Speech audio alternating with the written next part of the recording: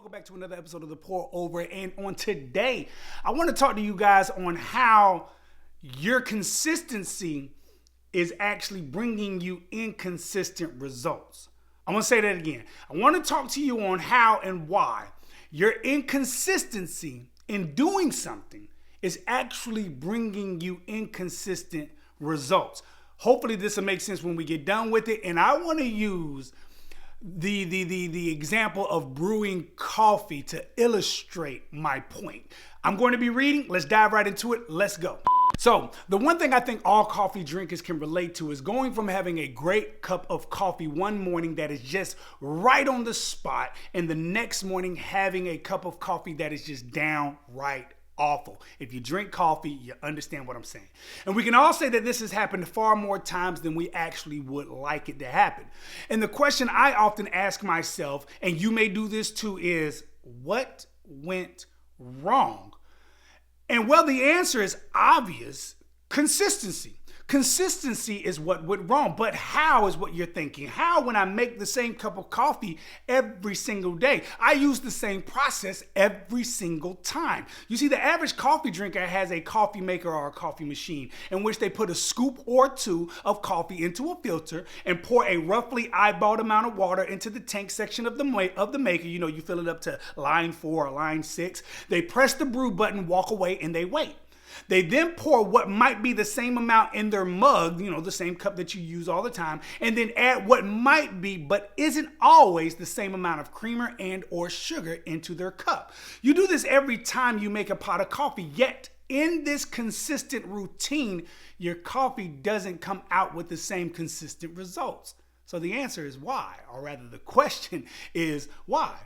Well, while the overall steps are consistent, you add 1 scoop, fill the pot up to the 4th line, fill the mug close to the top, and a spoonful of sugar, and pour some creamer to almost the rest of the rim of the mug, stir and drink. While the overall process is consistent, it's the details that give way to a different result, and in this case, a different tasting cup of coffee. In other words, the inconsistency isn't in the steps you take, but rather the details within those steps. But what details are not considered? Now that's the question to answer. What details are not considered, or rather what details are you not consistent at? The details we don't consider are the grind size of your coffee. That can actually change the taste of your coffee. The amount of grams of coffee to how many ounces of water. Throwing those off here or there changes the taste of the coffee. Yes, even the amount of creamer and or sugar that you use, even water temperature can actually play a role inside how your coffee will taste.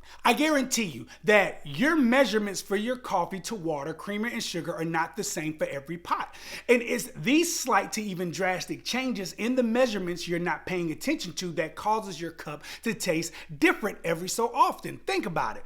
All entrepreneurs follow the same basic overarching steps when starting and even operating their businesses. All musicians, singers, rappers follow the same overarching approach to recording and releasing and even promoting their work. The majority of us package it all the same.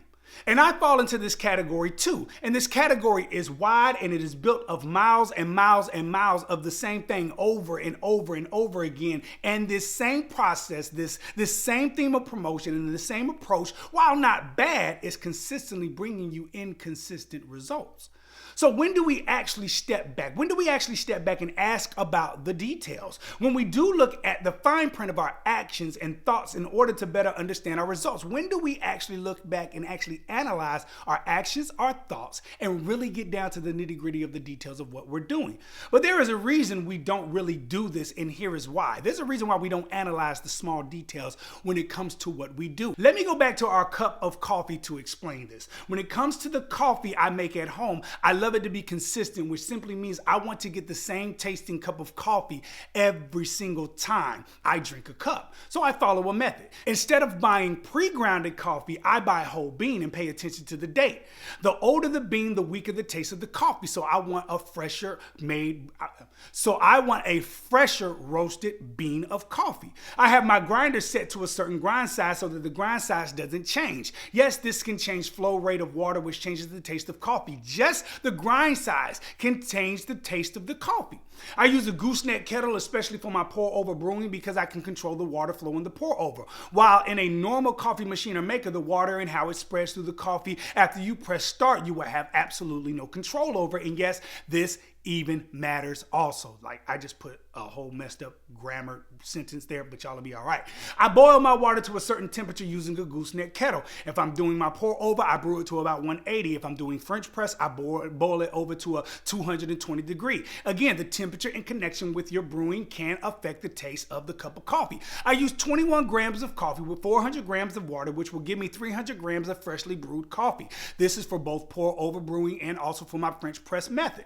Creamer is 1 ounce and brown sugar is 15 grams. I actually weigh out all of these things. And often when I tell people this, they often reply back to me, I gotta go through all of that to get a cup of coffee, or they say this, that's just too much work for a cup of coffee.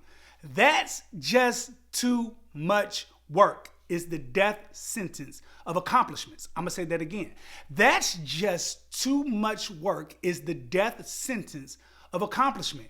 And just like those who struggle drinking their nasty cup of coffee every morning because they fail to pay attention to the details, you will wake up every day struggling to get through a life you hate simply because you said that's too much work. Consistency isn't easy because consistency is in the details. Peace.